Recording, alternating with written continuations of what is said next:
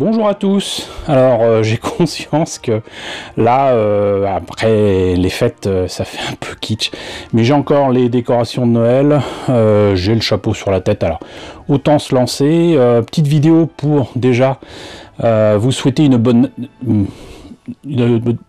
bonne chance pour 2021. Voilà. Tout le monde le sait, tout le monde l'a dit, on a passé un 2020 particulièrement compliqué, particulièrement difficile. Quoi qu'il en soit, c'est pas pour autant qu'il faut baisser les bras. Au contraire, il faut se retrousser les manches et faire en sorte de s'en sortir. Voilà, je tenais quand même à vous souhaiter bonne chance pour 2021 et en profiter aussi pour faire une vidéo, parce que là ça vient de tomber, c'est tout frais de quelques jours seulement, fêter les 4000 abonnés, voilà. Ça semble être hier que j'ai fait une vidéo sur les 3000 abonnés, alors j'avais mis un temps infini à faire une vidéo parce que j'avais fait quelque chose d'assez ambitieux avec la collaboration de pas mal d'amis youtubeurs, encore merci à vous tous, pour les 3000 abonnés, mais 4000, voilà, on va pas attendre. Voilà, je profite en fait de cette vidéo Nouvel An pour vous remercier tous de me suivre si vous faites partie des abonnés. 4000, vu le sujet que je traite, c'est pas rien du tout. Et ce qui est encore plus rigolo, c'est que si j'en crois les chiffres de YouTube Analytics, enfin ces outils qui me permettent de gérer la chaîne YouTube, comme tous les créateurs de contenu YouTube, en fait vous êtes quand même assez peu nombreux à me regarder et à être abonnés.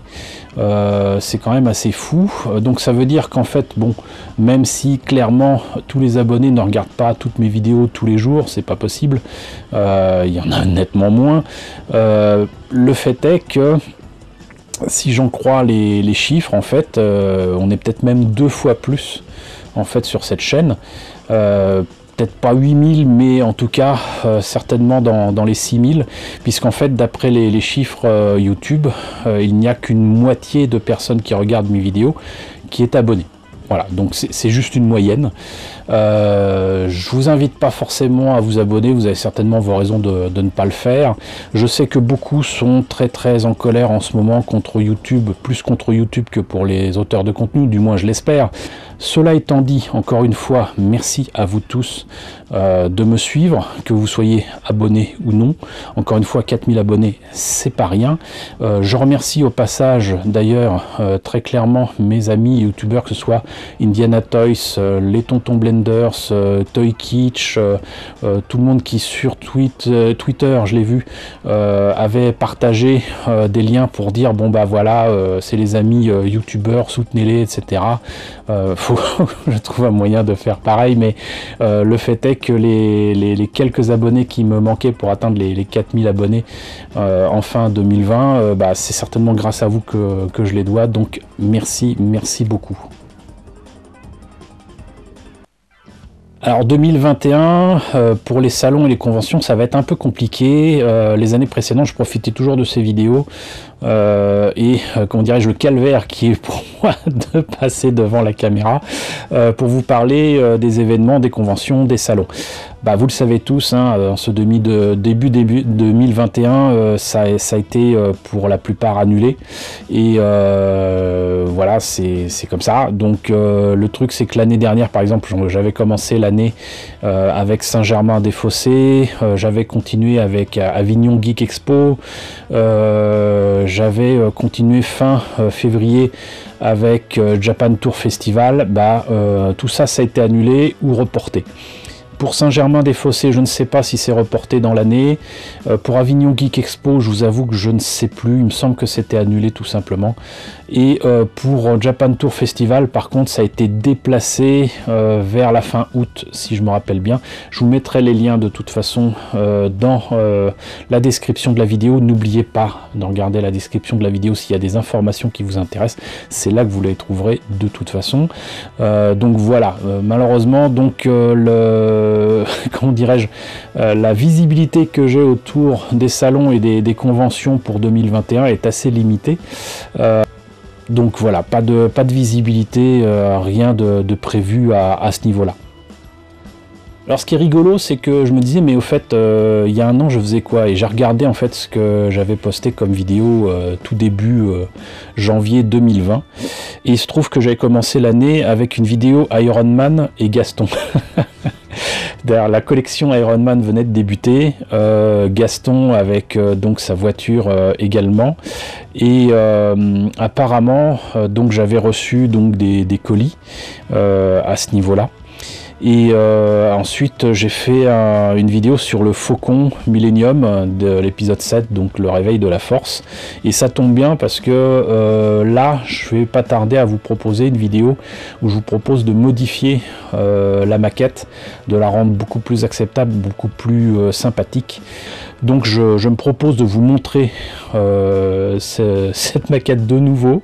Je vais peut-être en profiter pour vous remontrer encore le Faucon en question monté, mais tel quel, comme ça on fera la comparaison entre les deux maquettes, entre 2005 et 2015, vous verrez, c'est intéressant. Et puis après on verra comment on va s'y prendre pour modifier cette maquette et la rendre intéressante, parce qu'il n'y a pas de raison, si j'ai réussi à tirer le meilleur d'une vieille maquette de MPC à MTE-RTL, donc de la fin des années 70, carrément peut-être à les années 80, et en faire le Faucon bleu que je vous ai déjà montré, il n'y a pas de raison que je puisse pas faire la même chose avec cette maquette revalidée. Et j'avais pu constater que donc le 3 janvier 2020, quand je présentais mes vœux pour 2020, si j'avais su, on était à 2850 abonnés. Ce qui veut dire qu'en un an, on a gagné quand même 1150 abonnés, c'est quand même pas rien. Donc ça, c'est vraiment très cool. Sinon, les sujets développés sur la chaîne, bon bah il y en a eu énormément, beaucoup d'unboxing, beaucoup de montage de maquettes, mine de rien. Ça me désole quand même d'avoir été obligé de faire des playlists qui sont pas souvent consultées d'ailleurs, pour démontrer que non seulement c'est moi qui fais les maquettes, mais qui en plus en finit, en termine, voilà. Mais là aussi je suis désolé de le dire, mais je l'ai fait au rythme que je veux, si je veux, et je n'ai aucun délai à tenir pour vous présenter ces kits.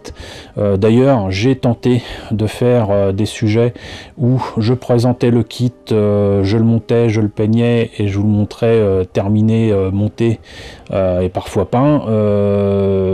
Finalement, ça n'a pas eu de succès. Donc je vais pas dire que les personnes qui me réclamaient ça ne savaient pas ce qu'ils voulaient, mais pas loin. Donc maintenant c'est clair, net et précis.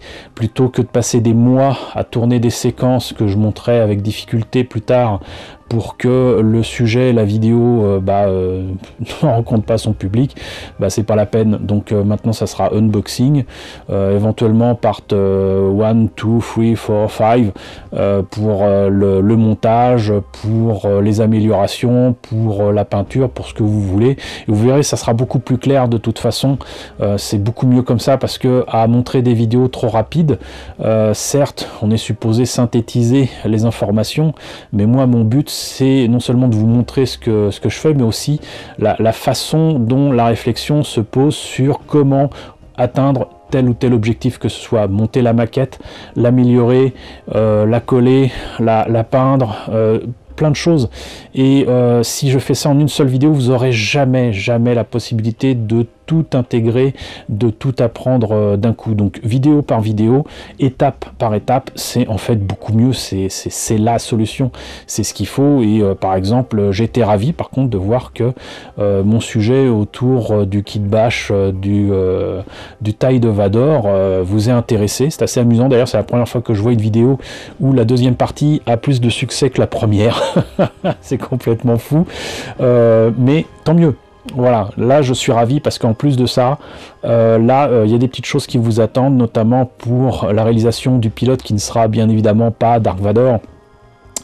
Des choses qui vous attendent sur d'autres idées que j'ai eues pour améliorer encore le détaillage des ailes, des panneaux solaires, les armes et tout. Enfin, vous verrez ça. J'ai préparé des choses vraiment qui me tiennent à cœur et que j'ai vraiment envie de partager avec vous, et ça c'est pas possible dans des petites vidéos de quelques minutes, c'est pas possible. Donc voilà, ça fait partie des choses que vous aurez. Alors par contre, il y a un truc que vous aimiez beaucoup, c'était les vlogs.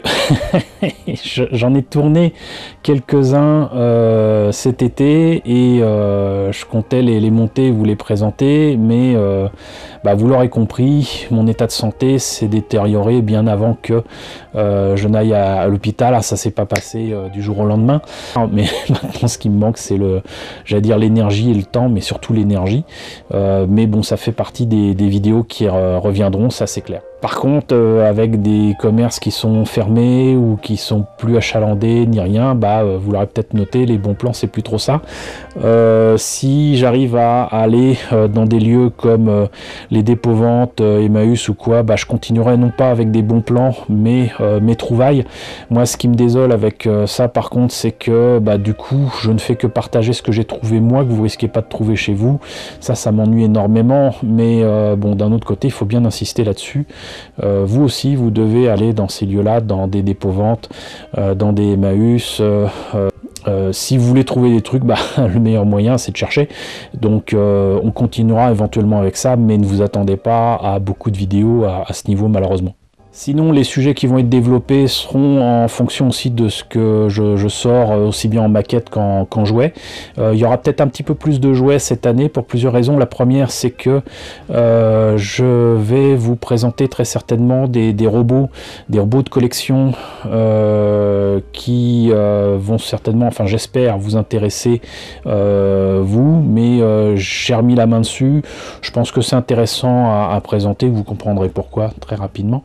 Mais bon, sinon il y a aussi mes jouets Star Wars que j'ai plaisir à vous montrer, à partager avec vous, quantité d'autres choses qui peuvent être intéressantes à montrer, et c'est plus pour le partage de mon expérience et de mes connaissances autour de ces sujets-là. Mais au niveau des maquettes, le truc c'est que je commençais franchement à atteindre comment dirais-je, le stock que j'ai ramené avec moi dans le sud. Fort heureusement, grâce à l'ami Doikim, gloire à toi Doikim, qui est passé donc en région parisienne me chercher des cartons qui restaient encore là-bas. Et j'ai pu avoir accès à des cartons, pas forcément que de maquettes, mais justement je vous propose de voir un petit peu ce que ça donne, hein. C'est à côté de moi là, donc ce que je vous propose, c'est qu'on jette un œil dedans et qu'on voit un petit peu les sujets qui seront proposés pour finalement ce début 2021. Allez hop, on y va. Alors, parmi tous ces cartons, il y en a un paquet, sans mauvais jeu de mots. Merci encore à toi, Doikim, de m'avoir ramené ça de Paris. On va commencer par les plus évidents, hein, voilà. Alors déjà, un Z-Knights.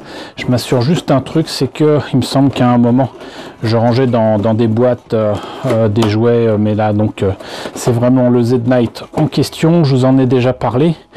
Fait partie d'ailleurs des vidéos qui n'ont pas rencontré énormément de succès, mais il s'agit d'une gamme cousine de Zoïd chez Tommy, donc les Z-Knights. Donc ça, voilà.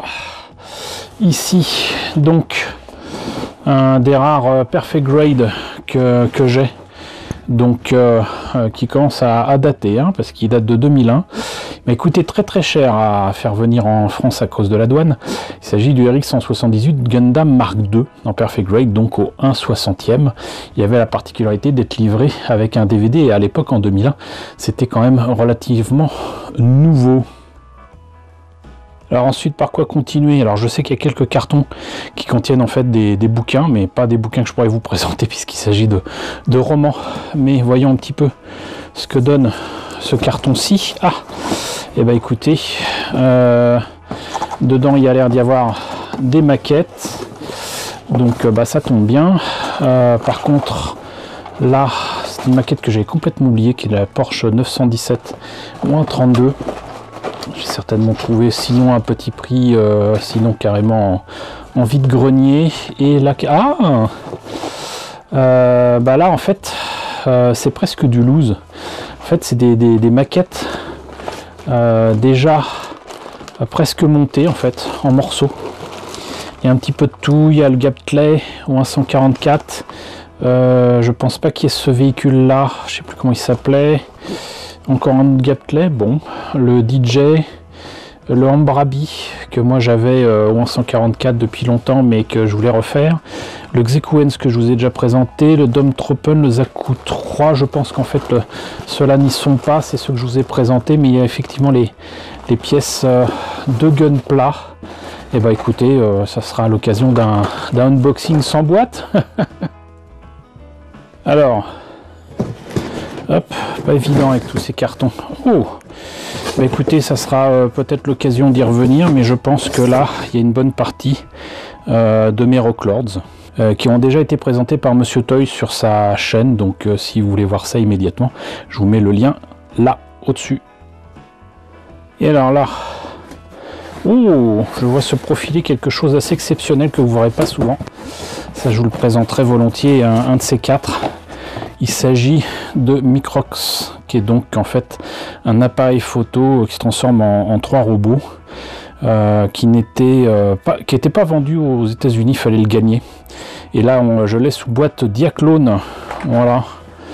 Donc les Diaclones, bah là pareil, hein, si vous ne connaissez pas, je vous mets le lien qui va bien.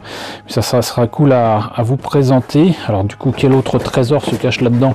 Bah écoutez, apparemment, du Capitaine Flamme, du Ulysse 31, du Il était une fois l'espace, mais en loose. Voilà, parce que je sais que mes objets en bon état sont dans une vitrine que je n'ai pas encore ramenée avec moi, qui est encore à Paris. Ah, ça c'est bien, je sens qu'il est dedans, voilà. Un Votoms, le Red Shoulder, mais version chromée, de le modèle de Takara. Donc là aussi un jeu que vous n'êtes pas prêt de revoir de sitôt. Et là j'ai un Monsieur Patate Optimus Prime, j'avoue que j'avais complètement oublié que j'avais ça. Qu'est-ce qu'on a là enfin? On a un ex-Garland de Megazone 23, c'est cool. Ça c'est très très cool. Et là on a sous boîte donc un Tex X de Bravestar. J'ai beaucoup d'autres figurines et beaucoup d'autres jouets de Bravestar. Un jour ou l'autre on en causera. Alors là, un carton plein de trésors, puisqu'on a quand même des boîtes Action Force que j'aurai l'occasion de revoir avec vous. On a du Captain Power, on a plein de choses. Bon, il y a pas mal de cartons avec des jouets. Je ne vais pas tout sortir, parce que avec une seule main, je risque plus de les abîmer qu'autre chose. Mais on va continuer. Et alors là, un grand carton, mais j'ai cru deviner, voilà, qu'il y avait quand même pas mal de choses dedans. Alors du Gundam F80, ça tombe bien parce que je crois que j'en avais trouvé un dans une boîte bien plus en bien meilleur état. À l'intérieur, le kit n'a pas été fait, et toute une histoire à raconter là-dessus. Du Macross, c'est cool. VF1D ou 1 centième, VF1J, super VF1J en fait, ou 1 centième. Du Escaflowne, alors je suis assez étonné, je ne vois que 2 maquettes. Normalement j'ai les 3. Donc il y a l'Escaflowne et là il y a le Game LF d'Alen Scheherazade. Là je vous en ai déjà parlé, c'est le Galvion. Donc celui-là doit être au 1,72. Alors si je sors tout comme ça, ça va pas être la joie. Là, on a une maquette de Lynx, de Zelda. Et je vous avais déjà présenté du Simpson. Ce sera l'occasion aussi, j'ai cru comprendre que c'était un kit qui courait pas les rues. Alors, est-ce que ça va jusqu'au bout de la boîte? Je pense que oui. Il s'agit quand même du Night of Gold. Je pense que c'est du 1 centième en plastique. On verra ça pour une autre fois pour un unboxing, hein, c'est clair. Je vois un YF23A. Je sais plus si je vous en ai parlé. Je ne pense pas. Peut-être. On verra. Il faut que je vérifie. Là, ça, je pense que je voulais montrer sous différentes versions. VF1J, donc de Hasegawa, et dedans, qu'est-ce qu'il y a? Oh, bah regardez, il y a la boîte, de mon premier Gundam qui était le Double Zeta Gundam. Bah écoutez, ça fait plaisir de le voir là.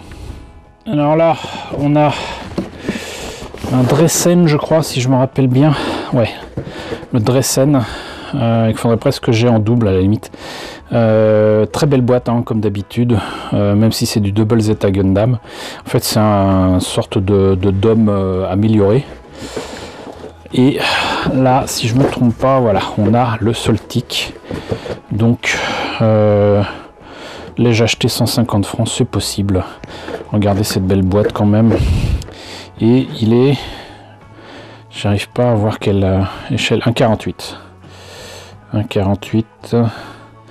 Et donc, du coup, je vous l'avais déjà peut-être présenté en version Robotech, je ne sais plus, mais je suis bien content de l'avoir là. Alors, un dernier carton, alors que cette fois-ci, c'est sûr, c'est de la maquette. Alors, il n'y a pas très longtemps, je vous parlais des maquettes 1,72 de Valkyrie de Imai. Et ben écoutez, ça tombe bien. Ça tombe vraiment très très bien. Puisque là, voilà le VF1A. Voilà, je vais pouvoir vous le présenter. Après vous avoir présenté le VF1S que m'a filé Doikim. Là, maquette que j'aime beaucoup, le Camphor, même si c'est la vieille version 144. Voilà, j'ai beaucoup d'affection pour cette vieille gamme de maquettes des années 80, fin des années 80, toute fin d'ailleurs, puisque c'est quand même de 89. Zaku 2, soi-disant high grade. Celui-là, je l'ai gardé sous plastique, sous boîte, parce qu'en fait, il y a une particularité, c'est que dedans, c'est pas un high grade, mais on en reparlera. Quoique j'en ai peut-être déjà parlé. Toujours maquette de 0081 War in the Pocket de Gundam avec le Rigdom 2. Regardez-moi, mais cette illustration de malade. Ici, ça je pense que je vous en ai déjà présenté plein, des Gearwalk, mais je sais plus si je vous avais présenté un unboxing en bonne et due forme. Il me semble que je vous ai présenté des modèles montés que j'avais acheté sur eBay. Sinon, bah vous voyez que là il y a encore du, bah ça tombe bien parce que je crois que j'avais retrouvé des modèles montés que m'avait filé un pote, mais le Zaku 2 FZ de 0080. Ici donc deux autres, on va continuer là-dessus. Le Gundam NT1, je pense que là on a la totale du coup, ou un 144, donc de toute façon il les faisait pas ou un centième à l'époque. Le iGog que j'avais fait donc un high grade, mais là c'est la version entre guillemets normale. Alors avant que le carton ne tombe tout seul, j'ai remis en place certaines de mes maquettes, mais là donc du Patlabor. Alors de tous ces Patlabor, je pense que là le Helldiver c'est celui que je vous ai pas présenté du tout, ça sera l'occasion. Je vous l'ai présenté en souvenir mais pas en version 1/60e en plastique. Le Ingram, je vous l'ai montré plusieurs fois, donc je pense pas que ça sera utile de le ressortir. Le Broken Labor, je sais plus si je vous l'ai montré. Je vous l'ai montré en souvenir, c'est sûr. Peut-être une version montée de ce truc là, mais pas de unboxing de la maquette elle-même. Et le Griffon Labor, je sais plus. Je sais que je vous ai présenté différents modèles en plastique et en souvenir. Il faudra que je vérifie. Mais vous voyez que je l'avais acheté 100 francs. Et enfin, j'ai failli oublier dans un coin de carton, mais voilà, Valkyrie 2 de Macross 2. Ça va me permettre de faire l'unboxing de cette maquette et de vous présenter une version qui a été montée mais pas peinte. Je crois que c'est l'ami Serge qui me l'avait filé. Comme ça me permettra de vous présenter aussi ce kit. Et je crois qu'on a fait le tour, mis à part pour encore une fois certains jouets, peluches, produits dérivés, etc.